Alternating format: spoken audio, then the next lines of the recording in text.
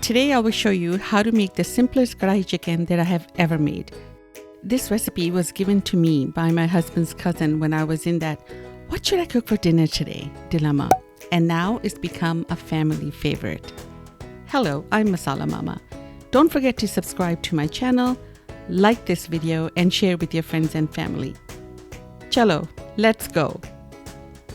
For this recipe you will need ginger, garlic, olive oil, green chilies, tomatoes, salt, red chili powder, and turmeric. You'll also need dried methi leaves and garam masala. You will also need 1 chicken, 2.5 to 3 pounds, cut up in 14 to 16 pieces, washed, and all the excess water drained. The pieces should not be big. For example, the thigh should be cut into 2 pieces. You can ask your butcher to do that for you, or you can cut it yourself at home, like this. I'm not a chicken to cut up a chicken. Let's chop the green chilies as small as you can. Roughly chop the garlic because we will be grinding it soon. Do the same with the ginger. You can use store-bought ginger and garlic paste, but if you have fresh, then that's always better.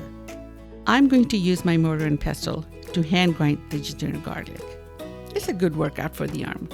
You can use an electric grinder or chopper. Grind your tomatoes in a magic bullet or a blender, as long as at the end you have medium thick pureed tomatoes. You'll need 2 cups of these ground tomatoes. Place an 8-quart pot over medium heat. Add 3/4 cup olive oil. It's okay to measure this liquid in a dry measuring cup. Let's now add our 1 teaspoon ginger, 1 tablespoon garlic, and fry for about 15 to 20 seconds. Now add the 2 cups of tomatoes, add the 1/4 cup of chopped green chilies, and mix them in the pot. Now add 1 teaspoon salt, 1 teaspoon red chili powder, also called cayenne or laal mirch. Add 1/4 teaspoon turmeric powder. Mix everything and cook for 1 to 2 minutes. Add your chicken pieces and move them around to coat them with the tomato mixture. Cook on medium heat for 2 to 3 minutes. Move the chicken pieces around a few times so it is not sticking to the bottom of the pot. Reduce the heat to medium and cover and cook for 4 to 5 minutes. Remove the lid and move the chicken pieces around so they are getting cooked on all sides evenly. Now, using my tomato measuring cup, I will add 2 cups of water and cover and cook the chicken until it's cooked through. This should take about 25 minutes on medium heat. I will now check the seasonings. I think I need some salt, so I'm adding 1/4 teaspoon of salt. We are cooking a chicken with bone in, and here the thickest piece is the drumstick, also known as the piece everyone wants. I personally am not a fan of dark meat chicken, but apparently I'm weird. You have to make sure that the chicken pieces are thoroughly cooked. Let's check on the drumstick. More of the chicken meat is coming off of the bone, so we are almost done. Once the chicken is cooked through, I like to add 2 tablespoons of ghee to give it a richer flavor.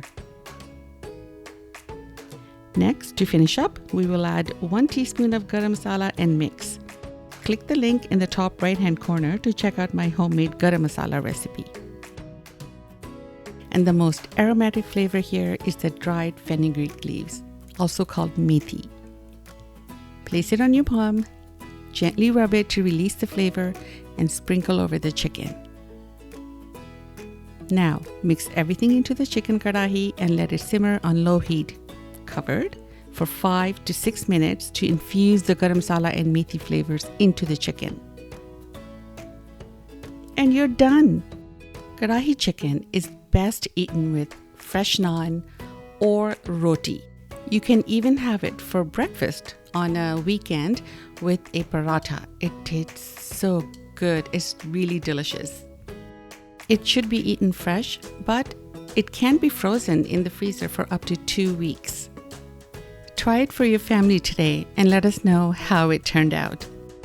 Thanks so much for watching my video. Help support my channel by subscribing and liking my videos.